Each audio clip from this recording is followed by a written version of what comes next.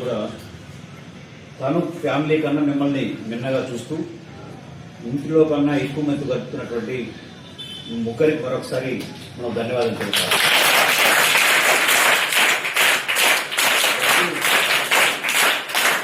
డబ్బులు ఎవరైనా ఇవ్వచ్చు, ఏమైనా చేయొచ్చు, కానీ మీలాంటి వాళ్ళకి సేవ చేయడం అనేది చాలా శ్రమతో కూడుకున్న పని. సర్వీస్ మోటో ఉండాలి. ఎందుకంటే నేను చూస్తున్నాను, నేను మాది ఇక్కడే పెద్దమండ మండలం శివపురం అనేటువంటి చిన్న గ్రామం. బీటీ కాలేజీలోని నేను 91 నుంచి 96 వరకు స్టూడెంట్ని. అప్పుడే బర్మా వీధిలో చైతన్య సర్వీస్ సొసైటీ ఉంది, ఎప్పుడు కూడా చూశాను. ఎందుకంటే నేను స్టూడెంట్స్ ఆర్గనైజేషన్లో కూడా మేము సార్ దగ్గర దాని పక్కన స్కూల్ నీలా ఇంగ్లీష్ స్కూల్ కూడా ఉండేది, అక్కడ కూడా వచ్చేవాళ్ళం, చూసేవాళ్ళం. కానీ అప్పటి నుంచి ఇప్పటి వరకు దాదాపు 25-26 సంవత్సరాలు, 23 సంవత్సరాల పాటు ఒక సంస్థని నడపాలంటే చాలా కష్టమైనటువంటి పని. అన్నీ కూడా భరిస్తూ సార్ ఇలాంటి వాళ్ళు చేయడం చాలా కష్టమైన దాంట్లో కూడా కష్టంలోనే తన యొక్క వృత్తిని చూస్తూ నెలకి దాదాపు 1,00,000 పైన ఖర్చు అవుతున్నా భరిస్తూ, ఎందుకంటే మీకు అందరికీ సేవ చేస్తే, మీరందరూ పెద్దలైతే, వివిధ రంగాల్లో స్థిరపడితే, తను తల్లిదండ్రులు లేకున్నా, తల్లి ఉన్నా, తండ్రి లేకున్నా, ఆ రోజుల్లో మాకు చిన్నప్పుడు మమ్మల్ని తీసుకొని వచ్చి ఈరోజు ఈ స్థాయికి తీసుకొని వచ్చినటువంటి ఆనంద్ సార్ గారు వారి జీవితాంతం గుర్తుండే పద్ధతిలో ఉంటుంది. ఈరోజు పిల్లలు తల్లిదండ్రులు మర్చిపోతున్నారు. బాగా చదివించినటువంటి పిల్లలు అమెరికాలో పోతున్నారు, సాఫ్ట్వేర్ ఇంజనీర్గా ఉంటున్నారు. కోట్ల రూపాయలు ఆస్తున్నట్టు వాళ్ళు కూడా ఈరోజు ఓల్డేజ్ హోమ్లో ఉన్నారు. దానికి మన నటరాజ్ గారు పెట్టిన ఓల్డేజ్ హోమ్ చూశా. బెంగళూరు నుంచి కూడా తీసుకొని వచ్చి వాళ్ళు అమెరికాలో ఉంటే నటరాజ్ గారు వాళ్ళ తల్లిదండ్రులుగా భావించి ఈ రోజున ఓల్డేజ్ హోమ్లో సార్ భరిస్తూ ఈ రోజున సార్ వాళ్ళ యొక్క బాగోగులు చూస్తున్నారు.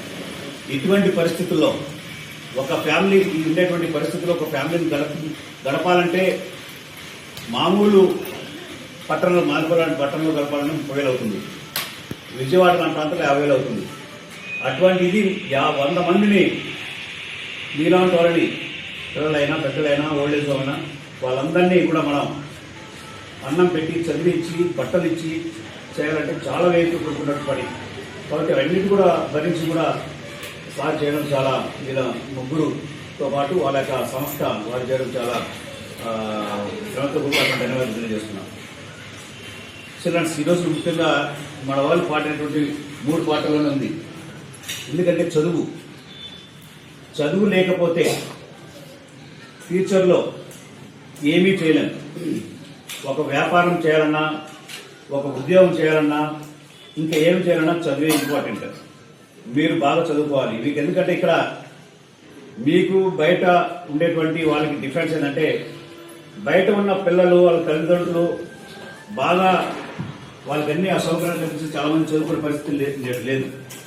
కానీ మీకు ఇక్కడ ఉదయం నుంచి సాయంత్రం వరకు చదివించడం, వివిధ మీకందరూ కూడా ఇలాంటి పాటలు కానీ లేకపోతే ఆటలు కానీ నేర్పించడం ఈ చైతన్య సర్వీస్ సొసైటీలో పెద్దలు ఉన్నారు. మీకు తెలుగు మీడియం కాకుండా ముత్తు ఇంగ్లీష్ మీడియం వాళ్ళ ఫాదర్ పేరుతో, ఎందుకంటే ఇప్పుడు ఈ రోజున తెలుగు చదువులో ఏ ఒక్క రూపాయి కూడా ఎవరు సహాయం లేకపోయినా, ఇది కూడా లేకున్నా కూడా మీకు కార్పొరేట్ సంస్థ ద్వారా అటువంటి సంస్థతో మీకు ఈరోజు ఇంగ్లీష్ అయితేనేమి ప్రతి ఒక్కరూ వాళ్ళకి తోచిన విద్యను మీకు అందిస్తా ఉన్నారు. అటువంటి ఉపాధ్యాయుల కన్నా, తల్లిదండ్రుల కన్నా గొప్పలు వాళ్ళు. అటువంటి వాళ్ళకి మీరందరూ కూడా రుణపడి వాళ్ళు చెప్పినట్లు ప్రతి నిత్యం మీరు ఈ సంస్థకు, అదేవిధంగా దీంట్లో రోజుకు చిన్నపిల్లలైనా కూడా మీకు అర్థం కాకుండా కూడా ఒక పక్కన ఉన్న వాళ్ళతో ఆడుకోండి. అదేవిధంగా వాళ్ళతో మీ భావాలు పంచుకోండి. మీకు చిన్న ఇదైనా కూడా అన్నైనా, స్నేహితులైనా, తమ్ముళ్ళైనా ఇక్కడే మీకు ఏదో గొప్ప స్థాయి కూడా వెళ్ళేకి అవకాశం ఇక్కడ ఉంటుంది. అటువంటి గొప్ప ఆర్గనైజేషన్ వాళ్ళు ఇక్కడ ఏర్పాటు చేసినారంటే మాకు ఓల్డేజ్ హోమ్లు ఉన్నా కూడా ముసలోళ్ళు ఉన్నా కూడా మేము వాళ్ళకి ఏ రోజు కూడా మేము చూస్తాము, అన్నం పెడతాము, ఏదో పోతాన్నాం, కానీ వాళ్ళ విలువ కూడా మాకు తెలియని పరిస్థితుల్లో ఉన్నాయి. ఈ రోజు వాళ్ళందరినీ కూడా తెలుసుకొని వాళ్ళ ఆశీర్వాదాలతో మీలాంటి వాళ్ళు చేస్తే భగవంతుడు కూడా అందరికీ తోడ్పాటు అవుతాడనే ఒక సంకల్పంతోనే మేము కూడా దాన్ని చాలా గొప్పగా దాన్ని ముందుకు తీసుకెళ్లాలని ఆశయంతో ఉన్నాము. అటువంటి గొప్ప వ్యక్తులు ఈ రోజు ఇక్కడ మనందరికీ కూడా ఆదర్శంగా ఉన్నారంటే వారికి మనందరి తరఫున మరొకసారి ధన్యవాదాలు తెలుపుతూ, అదేవిధంగా ఈయన మన చిన్న విద్యార్థి స్థానం నుండి కూడా ఈరోజు మన హైకోర్టులో లాయర్ గా పోయినారంటే ఆయన ఇక్కడ వాసీయులే. ఇక్కడ ఉద్యమాల్లో ఉండి విద్యార్థులతో అంతా కూడా గొప్ప గొప్ప ఆశయాలతో ఆయన ఎంతో మంది విద్యార్థులను కూడా లీడర్లు చేసి ఈరోజు వాళ్ళందరూ కూడా ఉద్యోగాలు ఎక్కడికెక్కడో పోయినారు. 2009 వరకు గ్రామీణ ప్రాంతాల్లో ఉండే సమస్యలు ఏవైతే నీటి సమస్యలు కానీ, ఎన్విరాన్మెంటల్ ప్రాబ్లమ్స్ కానీ, హెల్త్ ఇష్యూస్ కానీ, లేదా ఇలాంటి పేద పిల్లలకి కావాల్సిన సౌకర్యాలని అప్పుడు సార్ సెక్యూరిటీ ఏజెన్సీస్ పెట్టుకొని దాని ద్వారానే ఆయన వచ్చే దీన్ని గ్రామీణ ప్రాంతాల్లో క్యాంపెయిన్స్ చేస్తూ ఉన్నారు. ఆ టైంలో అక్కడ ఉన్న తల్లిదండ్రులు ఎవరైతే పిల్లలు ఒంటరి మహిళలు ఉన్నా, వితంతు మహిళలు ఉన్నా, పిల్లలు ఎవరైతే నిరాధారానికి గురైంటారో వాళ్ళ డీటెయిల్స్ తెలుసుకుని వాళ్ళ షెల్టర్ కావాలని అడిగితే 2009 జనవరి 17వ తేదీ చైతన్య స్వచ్ఛంద సేవా సంస్థలోని ఒక భాగమైనటువంటి ఆ అనాథాశ్రమం మరియు పునరావాస కేంద్రాన్ని స్థాపించారు. కేవలం 5 మంది పిల్లలతో స్టార్ట్ చేశారు 2009 జనవరి 17న. అప్పటి నుంచి ఇప్పటి వరకు దాదాపు 460 మంది పిల్లలు బయటకు వెళ్ళారు.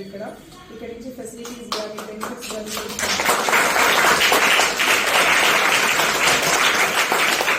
సో ఆ 460 మంది పిల్లలు సస్టైన్ అయ్యి వాళ్ళ పేరెంట్స్ కౌన్సిలింగ్ ఇచ్చి వాళ్ళని కలిపి, లేదా సింగిల్ పేరెంట్స్ కి మళ్ళీ మ్యారేజెస్ చేసి ఇలా రకరకాల రీజన్స్ ని వాళ్ళు సెటిల్ చేసి సస్టైనబుల్ గా వాళ్ళు హ్యాపీగా ఉంచడానికి ప్రయత్నం జరిగింది. అదేవిధంగా ఇక్కడే చదువుకొని నిరాధారానికి గురైన ఎంతో మంది ఆడపిల్లలకి, ఒక 10 మంది పిల్లలకి ఇక్కడే వివాహం జరిపారు. సో వాళ్ళందరూ కూడా ఇప్పుడు పుట్టినింటి సార్ ఇక్కడి నుంచి తీసుకెళ్తున్నారు. వాళ్ళు పిల్లలందరూ బాగున్నారు, వస్తున్నారు. మొన్న కూడా నిన్న డిగ్రీ చదివిన ఒక అబ్బాయి ఒక రెస్టారెంట్ పెట్టుకున్నారు. తన తండ్రి చనిపోయిన రోజు కానీ ఇక్కడ జరుపుకున్నాడు ఫండింగ్ రాసి.